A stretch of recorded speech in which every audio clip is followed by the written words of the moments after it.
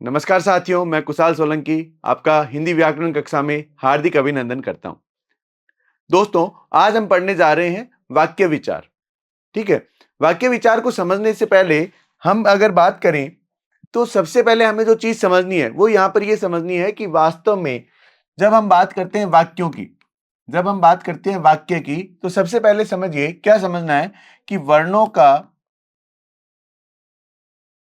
का सार्थक समूह जो होगा, वर्णों का सार्थक समूह जो होगा, वर्णों का सार्थक समूह जो होगा वो शब्द बनाता है। वर्णों का सार्थक समूह क्या बनाता है? शब्द बनाता है। ठीक है दोस्तों, वर्णों का सार्थक समूह क्या बनाएगा? शब्द बनाएगा। अब यहां पर देखिए, शब्दों का सार्थक समूह है। ठीक है, शब्दों का सार्थक समूह जो है वो क्या बनाएगा?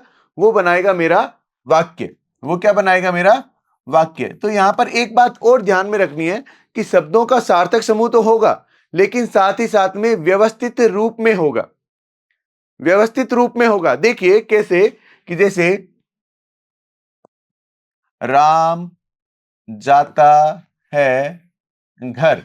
अगर मैं ये लिख रहा हूं तो सार्थक शब्द तो है मेरे पास, सार्थक शब्द तो है मेरे पास, लेकिन मुझे यह ध्यान रखना है कि इन सार्थक शब्दों से एक वाक्य जब मुझे बनाना है तो व्यवस्थित रूप भी होना जरूरी है। शब्दों का व्यवस्थित रूप। ठीक है, शब्दों का सार्थक समूह है वाक्य, और वाक्य में भी अगर मैं बात करूं तो यहां पर अब आएगा व्यवस्थित। व्यवस्थित शब्दों का सार्थक समूह होगा वो वाक्य कहलाएगा। कई बार हम क्या बोल देते हैं कि शब्दों का सार्थक समूह जो वो वाक्य कहलाएगा।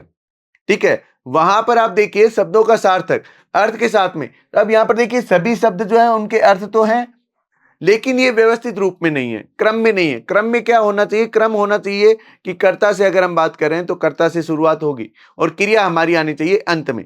क्रिया कहां आनी चाहिए? अंत में। तो जब वर्णों का सार्थक समूह जो होगा उसमें व्यवस्थित क्रम जुड़ेगा, तभी वो वाक्य बन पाएगा।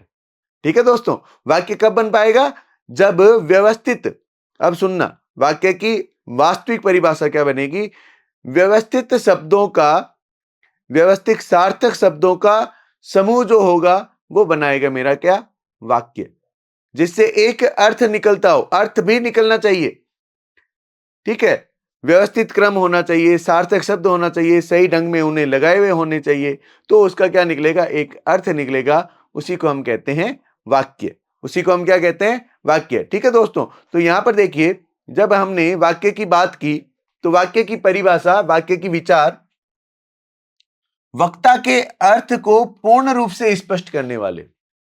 वक्ता, वक्ता अर्थ हो गया बोलने वाला। मैं अगर बात बोल रहा हूं, मेरी बात आप तक पहुंच रही है, किस प्रकार से? वाक्यों के माध्यम से। किस प्रकार से? वाक्यों के माध्यम से। तो मेरी आवाज को आप तक जो पहुंचा रहा हूं वाक्यों के माध्यम से, तो उसका अर्थ भी आपको समझ में आना चाहिए। ठीक है, वक्ता के अर्थ को पूर्ण रूप से, वक्ता के अर्थ को, वक्ता क्या कहना चाह रहा है, वक्ता बोलने वाला क्या कहना चाह रहा है, उसके अर्थ को पूर्ण रूप से स्पष्ट करने वाले शब्द समूह क्या कहलाते हैं? वाक्य। मेरी बात को पूर्ण रूप से स्पष्ट, और स्पष्ट कब हो सकता है? जब मैं उसको क्या करूं, एक तो मेरा होना चाहिए व्यवस्थित क्रम।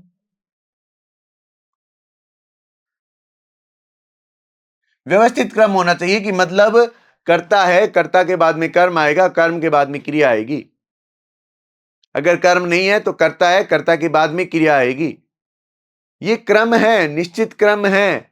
इस क्रम को ही ध्यान में रखना है। ठीक है, कई बार जो है हम बोलते हैं और बोलते समय हम जो है वो क्रम तोड़ देते हैं, तो वहां पर बात आपकी जाएगी सही, लेकिन वह अपना पूर्ण अर्थ स्पष्ट नहीं कर पाएगी। ठीक है दोस्तों, तो पूर्ण अर्थ स्पष्ट होना जरूरी है। पूर्ण अर्थ स्पष्ट होना बहुत जरूरी है, नहीं तो अर्थ का क्या हो जाएगा? अनर्थ। आप जो बात कहना चाहेंगे वो सामने वाला समझ नहीं पाएगा, और समझ नहीं पाएगा तो वो अपनी तरफ से नया अर्थ निकालेगा। नया अर्थ निकालेगा तो परिणाम क्या होगा? परिणाम होगा अर्थ का अनर्थ। ठीक है दोस्तों, तो अब यहां पर देखिए उदाहरण, विभा छत के ऊपर खड़ी है। ठीक है, अगर मैं इसी को यहां पर ऐसे बोलता, विभा खड़ी है छत के ऊपर। तो अब यहां अंत में मैं पूर्ण विराम का प्रयोग नहीं कर पाऊंगा। विभा खड़ी है छत के ऊपर, क्या कहना चाह रहा हूं मैं, पूरा सेंटेंस इधर उधर हो गया। तो मैं बोलूंगा क्या, मैंने जैसे आपको बताया कि मुझे वाक्य के निर्माण में मुझे ध्यान में रखना है कि कर्ता, कर्ता के बाद में अगर कर्म आ रहा है तो कर्म, और कर्म आने के बाद में ही हमारी क्रिया आगे आनी चाहिए। ठीक है, अंग्रेजी में जैसी क्रिया आपके पहले आती है, लेकिन हिंदी में ध्यान रखना क्रिया आपके अंत में आती है। तो क्रिया शब्दों को हमेशा अंत में लाना जरूरी है। सार्थक बनना चाहिए, व्यवस्थित क्रम होना चाहिए, और आपकी बात को, वक्ता की बात को क्या कर दे, स्पष्ट कर दे, पूर्ण कर दे, वो क्या कहलाएंगे, वाक्य कहलाएंगे। ठीक है दोस्तों, वो क्या कहलाएंगे। तो यहां पर देखिए, विभा खड़ी है छत के ऊपर, नहीं, विभा छत के ऊपर खड़ी है, ये पूर्ण और व्यवस्थित रूप से बनाया गया वाक्य है। ठीक है दोस्तों, ये पूर्ण और व्यवस्थित रूप से बनाया गया वाक्य है। अब देखिए, वाक्य के अंग होते हैं, वाक्य के दो अंग होते हैं। कितने अंग होते हैं, दो अंग होते हैं। ठीक है, एक अंग का नाम है आपके उद्देश्य, और एक अंग का नाम है आपके विधेय। ये दो अंग होते हैं, इनके बिना वाक्य पूरा नहीं हो सकता। उद्देश्य भी होगा, विधेय भी होगा, उद्देश्य होगा और विधेय भी होगा, तभी आपका वाक्य पूरा होगा। ठीक है, ये इसके दो अंग हो गए। ठीक है, जैसे हमारे शरीर के सारे अंगों को मिलाकर हमारा शरीर बनता है, उसी प्रकार वाक्य के इन दो अंगों को मिलाकर ही वाक्य बनेगा। ठीक है, तो आते हैं हमारे इन अंगों पर। ठीक है, अंग देखिए क्या है, अंग कह रहा है सबसे पहले उद्देश्य। उद्देश्य के संदर्भ में संक्षिप्त रूप में आप यूं समझ लीजिए कि कर्ता जो होगा वो उद्देश्य होगा। क्रिया का कर्ता जो भी होगा वो उद्देश्य होगा। समझ रहे हो, क्रिया का कर्ता होना चाहिए, कर्ता जो भी होगा वो उद्देश्य होगा। ठीक है, और फिर बात करते हैं विधेय की। विधेय, विधेय हम कहेंगे कर्ता की क्रिया को। विधेय किसे कहेंगे, क्रिया को हम विधेय कहेंगे।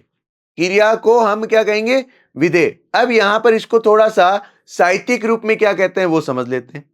व्याकरणिक रूप में जो हमारे व्याकरणिक थे, उन्होंने किस प्रकार इसको स्पष्ट किया वो समझना है। देखिए क्या है, वाक्य में जिसके संबंध में कुछ कहा जाता है, जिसके संबंध में, वाक्य में कर्ता के संदर्भ में कुछ कहा जाएगा, जिसके संदर्भ में कुछ कहा जाता है, जिसके संबंध में कुछ आता है, मतलब कर्ता के संबंध में कहा जाएगा। तो उद्देश्य कौन होता है, जिसके संबंध में बात की जा रही है, जिसके संबंध में बात की जा रही है। मुख्यतः हमारी क्रियाओं में, क्रियाओं के साथ में कर्ता आता है, तो कर्ता के संदर्भ में बात अधिकतर की जाती है मुख्यतः।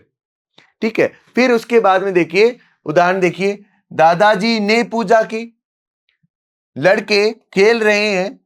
तो इन दोनों वाक्यों में आप देखिए, इन दोनों वाक्यों में अगर हम कहें तो यहां देखिए कि दादाजी ने, तो बात किसकी हो रही है, दादाजी की। लड़के खेल रहे हैं, बात किसकी हो रही है, लड़कों की। ठीक है, तो काम कर कौन रहा है, एक में दादाजी कर रहे हैं, एक में लड़के कर रहे हैं, है ना। एक में दादाजी काम कर रहे हैं, एक में लड़के काम कर रहे हैं। तो यहां पर आपके जो है वो वर्णन में क्या आ जाएगा, वर्णन में आपके आ जाएगा कि ये हमारे हो गए उद्देश्य। ये हमारे क्या हो गए, उद्देश्य हो गए, ये हमारे उद्देश्य हो गए। ठीक है, फिर हम बात करते हैं विधेय की। विधेय में देखिए साहित्यिक रूप से क्या कहते हैं, मानक में, उद्देश्य अर्थात कर्ता के संबंध में वाक्य में जो कुछ भी कहा जाता है, कर्ता के संबंध में, कर्ता के संबंध में मतलब कर्ता के बाद में जो भी बात कही जा रही है वो सारा विधेय है। राम दौड़ रहा है, खेल रहा है, पी रहा है, खा रहा है, कर्ता के संबंध में जो भी बात कही जाए वो क्या है, विधेय। तो मैंने उसको क्या बताया, क्रिया। हमारी क्रिया जो है वो विधेय बन जाती है। क्यों, क्योंकि कर्ता जो है वो कोई ना कोई क्रिया जरूर करेगा, क्रिया जरूर करेगा। तो क्रिया करेगा तो वहां पर हमारे ये ध्यान रखने देने वाली बात है कि वो हमारा विधेय कहलाता है। ठीक है दोस्तों, यहां तक कोई संशय, किसी प्रकार का मन में प्रश्न है बताइए, नहीं आ रहा फिर से समझिए। उद्देश्य और विधेय, उद्देश्य मतलब क्रिया का कर्ता, और विधेय मतलब क्रिया, थोड़ा आसान शब्दों में। ठीक है, आई बात समझ में? फिर देखिए, वाक्य के हमारे भेद जो हैं वो 3 प्रकार के हैं। वाक्य के हमारे भेद जो हैं वो 3 प्रकार के हैं। ठीक है, अब 3 प्रकार के भेद हैं तो सीधी सी बात है, हमें क्या करना है, ध्यान देना है कौन कौन से प्रकार है। सबसे पहले हम बात करते हैं, वो होता है क्रिया के आधार पर। क्रिया के आधार पर हमारे वाक्य के भेद बनते हैं। फिर उसके बाद में हम बात करते हैं अर्थ के आधार पर, और फिर होता है रचना के आधार पर। क्रिया के आधार पर, अर्थ के आधार पर और रचना के आधार पर। आज हम सर्वप्रथम जो पढ़ने जा रहे हैं वो हम पढ़ने जा रहे हैं अर्थ के आधार पर। ठीक है, आज जो हम पढ़ने जा रहे हैं वो पढ़ने जा रहे हैं अर्थ के आधार पर। अर्थ के आधार पर, अर्थ का मतलब क्या हो गया, जब वाक्य को आप बोल रहे हैं, बोलते ही जो आपको समझ में आ जाए, वाक्य में जो बोला जा रहा है उससे आपको समझ में आ जाए, एक अर्थ निकले, उस अर्थ के अनुसार आपने व्यवहार किया, वही तो अर्थ के आधार पर होगा। वही क्या होगा, अर्थ के आधार पर, वो अर्थ के आधार पर होगा। ठीक है दोस्तों, अब यहां पर देखिए कि अर्थ के आधार पर हमारे 8 भेद हैं। अब पुनः अगर हम बात करें तो अर्थ के आधार पर भी हमारे, अर्थ के आधार पर 8 भेद हैं। अर्थ के आधार पर, पुनः अर्थ के, देखिए वाक्य के 3 भेद हैं। वाक्य के 3 भेद हैं, क्रिया, अर्थ और रचना। ठीक है, क्रिया, अर्थ और रचना। लेकिन अब अगर हम बात करें अर्थ के आधार पर तो 8 भाग है। 8 भाग कौन कौन से हैं? सबसे पहले देखिए हमारा विधानवाचक, फिर निषेधवाचक, प्रश्नवाचक, आज्ञावाचक, विस्मयादि, इच्छा, संदेह, संकेत। विधान, विधानवाचक। ठीक है, विधानवाचक में क्या होगा, क्या निषेध में होगा, क्या संकेत में होगा, क्या संदेह में होगा, क्या आज्ञा में होगा, इन सब बातों पर हम चर्चा करने जा रहे हैं। हमें समझना है इनकी बारीकियों को कि बारीकी क्या कह रही है, बारीकी हमें इसमें क्या कह रही है वो ध्यान देना है। ठीक है, सबसे पहले आते हैं हमारे विधानवाचक। विधान का मतलब हो गया, यहां पर आपके सरल वाक्य की मैं बात कर रहा हूं। ठीक है, जिसमें कोई भी बात मैं कह रहा हूं तुरंत आपके अर्थ समझ आ रहा है। अर्थ तो निश्चित तौर पर सभी में समझ आएगा, लेकिन इसमें किसी भी प्रकार के चिन्हों का प्रयोग ऐसा हम नहीं करेंगे जिसकी वजह से शायद इसमें कोई पहचान बन जाए। बस इसकी इतनी पहचान है कि इसमें कोई भी पहचान चिन्ह नहीं है। ठीक है, देखिए क्या कह रहा है ये, जिस वाक्य में किसी काम या बात का होना पाया जाता है, काम या बात जो है वो हो रही है। राम खेल रहा है, श्याम बांसुरी बजा रहा है, मोहन नृत्य कर रहा है। तो यहां पर देखिए काम के होने या करने की बात की गई हो, काम हो रहा है या कर रहे हैं, तो ये बात अगर की गई हो तो वहां पर क्या होगा, वहां पर होगा आपके विधानवाचक। ठीक है, वहां विधानवाचक होगा। उदाहरण देखिए, उदाहरण क्या कह रहा है, मैं खाता हूं, शगुन मेरी सहेली है। देखो ऊपर तो काम की बात हो रही है, मैं खाता हूं, काम हो रहा है। ठीक है, लेकिन मैं अगर किसी के बारे में वर्णित भी कर रहा हूं, शगुन मेरी सहेली है, यहां मैं क्या कर रहा हूं, बता रहा हूं, बात को बता रहा हूं। बात को बताना, बात बताई जाए या काम किया जाए, ठीक है, वहां पर हमारा होता है विधानवाचक। ठीक है दोस्तों, याद रहेगा, विधानवाचक काम या तो किया जा रहा है या फिर बताया जा रहा है, कोई बात है वो बताई जा रही है, तो वहां पर कौन सा होगा, विधानवाचक। ठीक है दोस्तों, कोई संशय नहीं? तो देखिए आगे बढ़ते हैं। अब आगे आपके आता है निषेधात्मक। देखिए सबसे पहले तो इस निषेधात्मक को यूं समझिए कि निषेधात्मक जो है इसका अन्य नाम आपके नकारात्मक भी आ सकता है। अन्य नाम क्या आ सकता है, नकारात्मक। अगर नकारात्मक है तो निश्चित तौर पर क्या प्रयोग हो सकता है, नहीं। नहीं है तो इसके अलावा क्या आ सकता है, मत।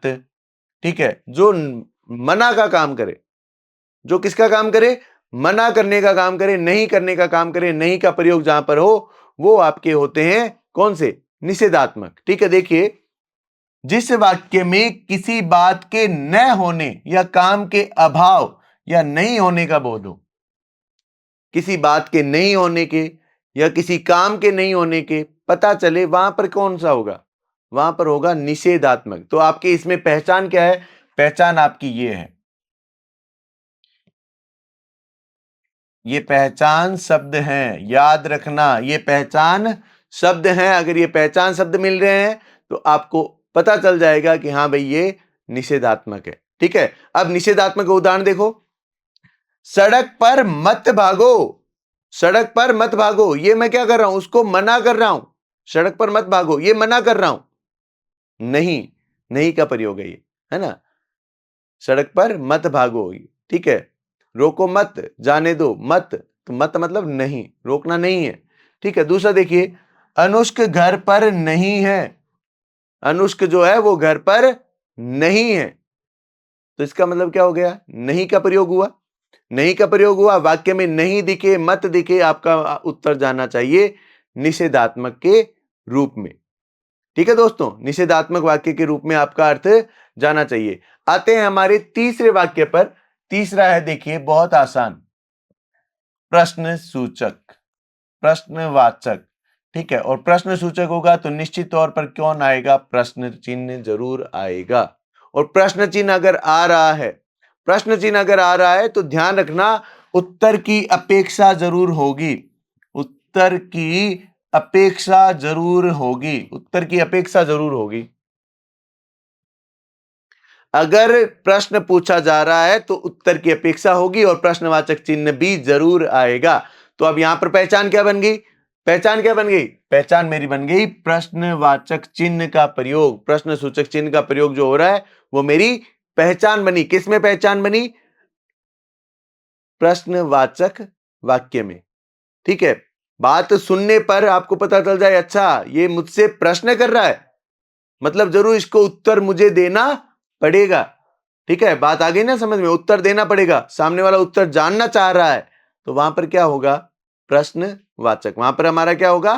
प्रश्नवाचक। ठीक है दोस्तों, तो अब यहां पर देखिए कि प्रश्न का बोध, बोध का मतलब होता है जान, जिसका आपको ज्ञान हो जाए, जिसके आपको समझ आ जाए, प्रश्न का बोध, प्रश्न की ज्ञान करवाने वाले। फिर क्या है? वाक्य, अर्थात जिस वाक्य का प्रयोग प्रश्न पूछने में किया जाए। वाक्य का प्रयोग किस में किया जा रहा है? प्रश्न पूछने में, है ना? मैं आपको दोनों तरीके से बात समझा रहा हूं। यहां मैं जब बात समझा रहा हूं तो वो बात हो रही है जिसमें आप संक्षिप्त रूप में समझ रहे हैं। जब मैं इधर बात समझा रहा हूं तो वो जो मेरी बात है ये हो गई साहित्यिक। ठीक है, यहां पर आपके प्रश्न जो है आपकी इसकी परिभाषाओं से संबंध में नहीं आएंगे, लेकिन आपको साहित्यिक रूप से कैसे हमें लिखना है वो भी ध्यान में होना जरूरी है। ठीक है दोस्तों, तो यहां आप देखिए, आप कहां जा रहे हैं? आप कहां जा रहे हैं? सॉरी, तुम क्या खेल रहे हो? आप कहां जा रहे हैं? तुम क्या खेल रहे हो? तो यहां पर जो प्रयोग हुआ है, आप देखिए अंत में प्रश्नवाचक चिन्ह का प्रयोग हुआ है। तुम, आप कहां जा रहे हैं, तो यहां पर मेरी क्या है? उत्तर की अपेक्षा हो रही है। क्या हो रही है? उत्तर की अपेक्षा। उत्तर सुनना चाह रहा हूं मैं, ठीक है, उत्तर जानना चाह रहा हूं मैं। तुम क्या खेल रहे हो? तो यहां पर देखिए प्रश्नवाचक चिन्ह भी है और उत्तर की जानने की इच्छा भी हो रही है। तो वहां पर आपके कौन सा अर्थ जाएगा? अर्थ के आधार पर जाएगा प्रश्नवाचक वाक्य, प्रश्नवाचक वाक्य। ठीक है दोस्तों, अब यहां पर आते हैं आगे। आगे देखिए, आज्ञावाचक, नाम से ही पता चल रहा है, नाम से ही पता क्या चल रहा है? आज्ञा दी जाएगी। आज्ञा का मतलब क्या होता है? आदेश दिया जाएगा। ठीक है, और आदेश जो है वो आपको संभवतया किसी न किसी बड़े के द्वारा दिया जाता है। आदेश जो है वो किसी बड़े के द्वारा दिया जाता है। ठीक है, अपने से छोटों को, अपने से छोटों को। ठीक है, तो अब यहां पर हमें देखिए कि इसमें क्या होगा? आज्ञा का प्रयोग होगा। ठीक है, तो देखिए साहित्यिक रूप से हमें समझना है, तो साहित्यिक रूप से देखिए क्या परिभाषा बनती है। जिस वाक्य में आज्ञा, अनुमति, उपदेश, विनय का बोध हो। आज्ञा भी दी जा रही है, अनुमति दी जा रही है, उपदेश दिए जा रहे हैं, विनय किया जा रहा है, निवेदन किया जा रहा है, वो सारे किसमें है? आज्ञा में। वो सारे किसमें है? आज्ञावाचक वाक्य में, ठीक है, जिसमें आज्ञा है, अनुमति, आज्ञा का दूसरा नाम होता है अनुमति, आदेश, ठीक है भाई। जब विद्यार्थी कक्षा में आता है वो क्या लेता है? अनुमति, ठीक है, बाहर जाने की अनुमति, ठीक है, तो अनुमति देना, अनुमति दी जाती है, वो क्या है? आज्ञा दी जाती है, ठीक है, अनुमति दी जाती है ना, वो आज्ञा होती है। बात आ गई समझ में? हाँ एकदम सही है। अब यहां पर देखिए, अनुष्क अपना कमरा साफ करो, उदाहरण है, अनुष्क कमरा साफ करो, आप पढ़ाई करो, आप टीवी बंद करो। ये सब मैं क्या कह रहा हूं? इसका मतलब ये हुआ कि यहां मैं दे रहा हूं आपको आज्ञा, ठीक है। दूसरा उदाहरण देखिए मेरा, अयन इस कुर्सी पर बैठो। कोई छोटा बच्चा है जिसका नाम अयन है, मैं कह रहा हूं इस कुर्सी पर बैठो, तो इसका मतलब क्या हो गया? यहां पर मैं उससे निवेदन भी दे रहा हूं, लेकिन आज्ञा भी है, विनय भी है और आज्ञा भी है। ये बात ध्यान में रखने वाली है कि आज्ञा में हमारी अनुमति भी आ रही है, उपदेश भी आ रहा है, विनय भी आ रही है, ठीक है, और आज्ञा तो है ही, ठीक है, आज्ञा तो है ही। तो वहां पर हमारा अर्थ बनेगा कौन सा? आज्ञावाचक वाक्य अर्थ के आधार पर, ठीक है। फिर इसके बाद देखिए विस्मयादि, विस्मयादि, विस्मयादि में देखिए क्या है, ये महाशय और इसके नीचे बिंदी, ठीक है, एक डंडा और उसके नीचे बिंदी, ये होता है विस्मयादि, ठीक है। अब विस्मयादि में अगर हम बात करें देखिए, तो आपके घृणा भी होगा, खुशी भी होगी, ठीक है, जिसको हम हर्ष कहते हैं, ठीक है, उल्लास कहते हैं, ठीक है। फिर इसके बाद में अगर हम कहें घृणा, खुशी, हर्ष, उल्लास, दुख, और दुख को हम क्या कहते हैं? शोक भी कहते हैं, आश्चर्य इसमें हो सकता है, ठीक है। इन सारे भावों के आधार पर, ये भाव होंगे, इन भावों के आधार पर क्या होगा? आपको अर्थ समझ में आ जाएगा, अच्छा इसके बारे में बात हो रही है, अरे तुम आए नहीं, तो यहां पर क्या हुआ? अरे जो है वो क्या है? वो मेरा आश्चर्य है ना। छी कितनी बदबू है, भाव परिवर्तित। तो अर्थ से ही पता चल जाएगा, क्या पता चल जाएगा? कि यहां मैं जो है वो खुश नहीं हो रहा हूं, मुझे घृणा हो रही है, मुझे घृणा हो रही है, ठीक है। उदाहरण से पूर्व देखिए, जिस वाक्य में हर्ष, शोक, घृणा, विस्मय, विस्मय का मतलब होता है आश्चर्य के भाव प्रकट होते हो, मैंने अभी आपको क्या कहा? ये सारे भाव हैं, ये सारे क्या हैं? भाव, आपके मन के भाव है। हुर्रे हम जीत गए, ये क्या है? भाव। ओह हम हार गए, ये भाव, एक खुशी का भाव, एक दुख का भाव, ठीक है। तो जहां आपके भाव प्रकट हो रहे हो और उनको आप अर्थ के माध्यम से स्पष्ट भी कर रहे हो, सुनने वाले को अर्थ से पता चल रहा है, तो वहां पर आपके कौन सा हो जाएगा? विस्मयादि वाचक, विस्मयादि वाचक, विस्मयादि से संबंध में, ठीक है, विस्मयादि के संदर्भ में। आगे बात समझ में या नहीं आई? ठीक है, आते हैं अगले उदाहरण और अगले हमारे वाक्य पर। अगला वाक्य है हमारा इच्छा। देखो, इच्छा को हम क्या कहते हैं? अभिलाषा भी कहते हैं, ठीक है, मन की कामना भी कहते हैं, तो उसको हम लिखते हैं मनोकामना।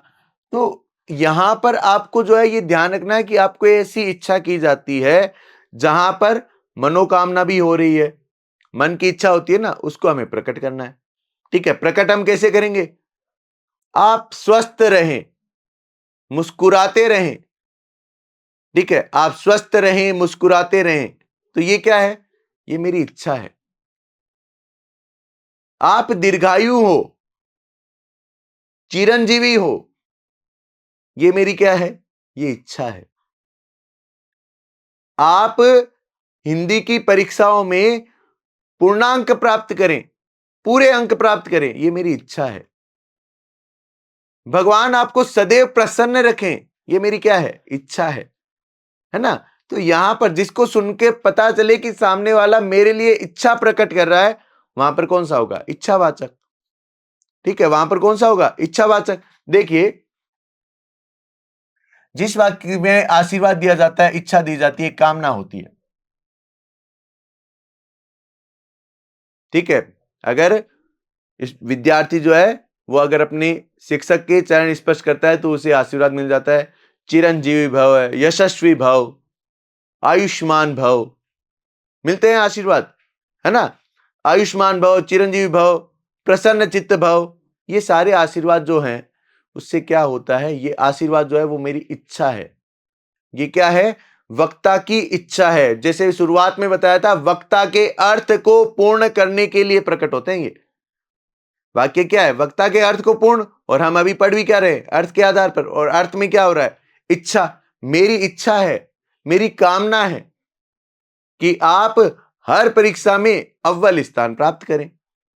ये मेरी इच्छा है ना, ये मेरी इच्छा है। ठीक है, तो देखिए, ईश्वर सबका भला करे, ये इच्छा हो गई मेरी।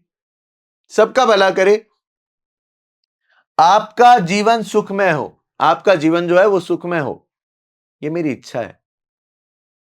ठीक है, तो जहां आपकी इच्छाएं प्रकट हो रही है, जब आप किसी के प्रति आशीर्वाद निकाल रहे हैं, आपकी कामना प्रकट हो रही है, तो हमारी क्या होगा, इच्छावाचक। क्या होगा, इच्छावाचक। ठीक है दोस्तों, फिर आते हैं हमारे नंबर 7 पर।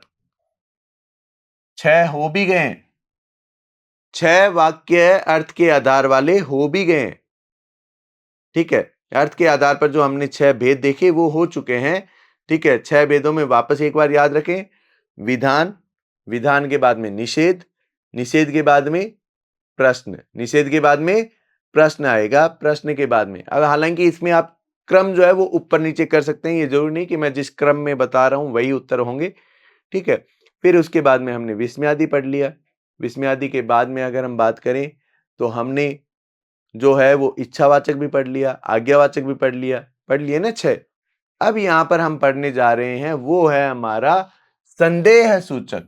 संदेह का मतलब क्या होता है, संदेह का अर्थ होता है जब आपको किसी भी बात को लेकर संशय हो।